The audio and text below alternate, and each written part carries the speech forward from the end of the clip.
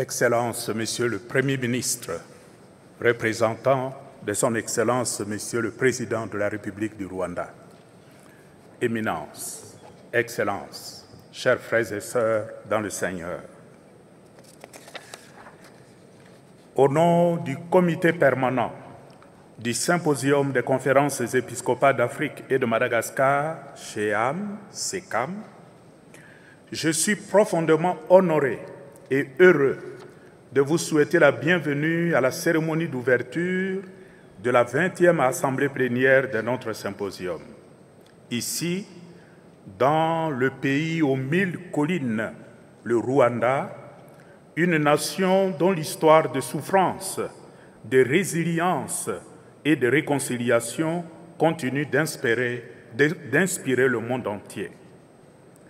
Nous exprimons une reconnaissance particulière à Son Excellence, M. Paul Kagame, président de la République du Rwanda, ici représenté par Son Excellence, M. le Premier ministre, pour l'honneur fait à cette Assemblée en l'accueillant si généreusement ici à Kigali. Je charge M. le Premier ministre de transmettre notre sentiment de gratitude à Son Excellence, Monsieur le Président de la République. J'ai saisi également cette occasion pour adresser un accueil fraternel et chaleureux à Son Excellence, le cardinal Michael Cerny, préfet du Dicaster pour le service du développement humain intégral. Il vient juste de parler avant moi. Éminence, votre présence ici témoigne non seulement de l'attention du Dicaster envers l'Église en Afrique, mais aussi de la proximité de sa sainteté, le pape Léon XIV, avec notre parcours en tant que continent tourné vers l'évangélisation, une Église missionnaire. Je souhaite la bienvenue de tout cœur à chacun et chacune de vous rassemblés ici pour cette plénière de notre SECAM. Une gratitude toute spéciale va à ceux qui ont parcouru de longues distances pour être avec nous, en particulier nos frères venus d'Asie, d'Europe, d'Amérique latine, d'Amérique du Nord.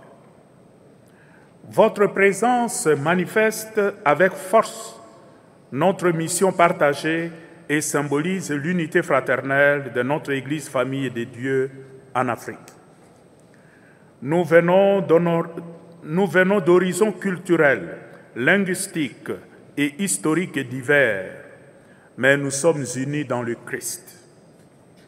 Nous célébrons avec reconnaissance l'anniversaire de la fondation du SECAM, né le 29 juillet 1969 à Kampala, en Ouganda, lors de la visite historique du pape Saint Paul VI, premier souverain pontife à fouler le sol africain. Cette date est un moment sacré de mémoire et d'action de grâce. Nous remercions Dieu pour la vision et le courage de nos prédécesseurs, ces évêques pionniers qui ont rêvé d'une voie unie pour l'Église en Afrique et dans ses îles. Depuis plusieurs décennies, le SECAM rend un témoignage prophétique de l'Évangile au cœur des joies et des luttes de nos peuples en défendant la justice, la paix, le développement intégral et l'inculturation. Aujourd'hui, nous marchons dans les pas des géants, inspirés par leur fidélité et appelés à approfondir cette mission à notre époque avec un zèle apostolique renouvelé. Le thème de cette assemblée plénière, le Christ, source d'espérance, de réconciliation et de paix, touche profondément l'âme de notre continent. Dans un monde fracturé par les guerres, la pauvreté, les déplacements forcés et les crises écologiques, nous tournons notre regard vers le Christ, lui qui est la source vivante de guérison et de renouveau.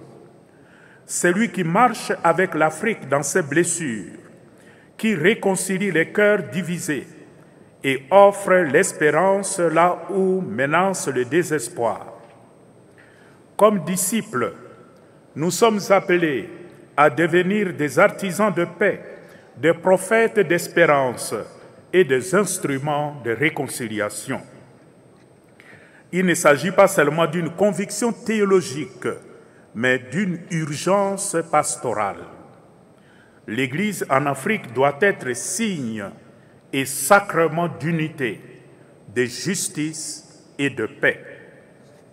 Aujourd'hui, l'Église redécouvre sa plus profonde identité à travers le chemin de la synodalité, un parcours de communion, de participation et de mission. Dans cette vision renouvelée, chaque baptisé est appelé à marcher ensemble, à écouter avec attention et à discerner dans la prière. Pour nous, en Afrique, cela n'est pas une nouveauté, mais une redynamisation de ce que nous sommes. Notre expérience vécue de la communauté, du dialogue et du consensus, l'Ubuntu, on en a parlé cet avant-midi, profondément enraciné dans nos cultures, est un don précieux pour l'Église universelle. La synodalité n'est pas simplement une méthode, elle est une manière d'être Église. Elle nous invite à passer de la hiérarchie à l'harmonie, de l'individualisme à la co-responsabilité, de l'isolement à la mission. En cette assemblée, nous nous engageons à bâtir une Église synodale, une Église qui marche ensemble dans l'espérance, guidée par l'Esprit pour le bien de tout le peuple de Dieu qui est en Afrique. Nous exprimons notre sincère gratitude, comme je l'ai dit déjà, au gouvernement de la République du Rwanda et à son Excellence, Monsieur le Premier ministre qui est ici, pour l'accueil chaleureux et le soutien constant accordé au SHEAM et à tous les participants à cette assemblée.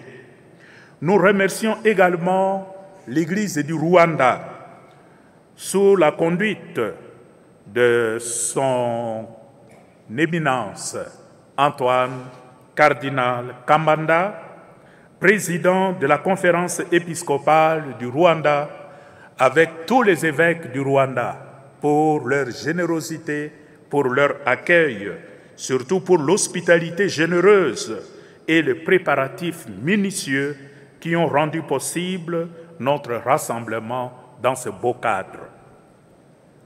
À nos partenaires, invités et amis des conférences épiscopales, sœurs, des institutions internationales et des agences donatrices, nous exprimons notre profonde reconnaissance pour votre collaboration continue et votre solidarité dans la mission de bâtir une Afrique plus juste, réconciliée et évangélisatrice.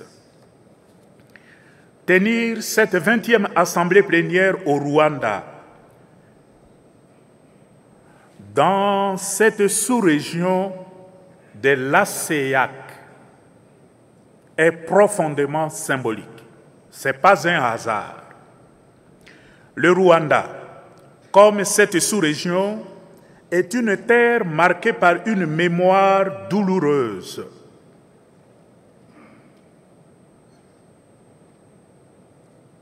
Mais aussi par une guérison courageuse et de nouveaux commencements.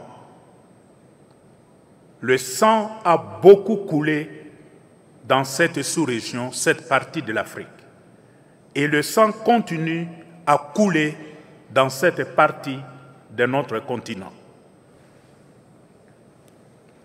Notre présence ici n'est pas un hasard. Elle témoigne de l'engagement durable du Shéam en faveur des valeurs de réconciliation, de vérité et de paix. En tant qu'Église et famille de Dieu en Afrique, nous nous tenons ici en solidarité fraternelle avec une nation et une sous-région qui a transformé la tragédie en témoignage, nous rappelant que les blessures de l'histoire peuvent devenir de sources de grâce lorsqu'elles sont touchées par le Christ, source de l'espérance. Alors que nous nous engageons dans les travaux de cette 20e Assemblée plénière, nous le faisons avec un profond sens de responsabilité et une espérance renouvelée. Ces rassemblements constituent un moment décisif pour façonner l'avenir de l'Église en Afrique et dans ses îles. L'une de nos principales tâches durant cette assise consistera à finaliser et à adopter le document de la vision globale de l'Église d'Afrique de 2025 à 2050. Véritable boussole stratégique et spirituelle destinée à orienter nos priorités pastorales, sociales et institutionnelles pour les décennies à venir. Nous serons également appelés à aborder des questions sensibles et urgentes telles que l'accompagnement pastoral des personnes engagées dans des relations polygamiques. Il s'agira de proposer un éclairage qui soit à la fois fidèle à l'Évangile et attentif aux réalités concrètes vécues par nos peuples. Au-delà de ces cas particuliers, cette Assemblée représente une opportunité précieuse pour renforcer la cohésion interne des structures du Shéam, encourager un leadership dynamique et approfondir la synergie entre nos conférences épiscopales régionales. En toute chose, nous désirons marcher ensemble comme une seule Église unie dans la foi, la mission et le service.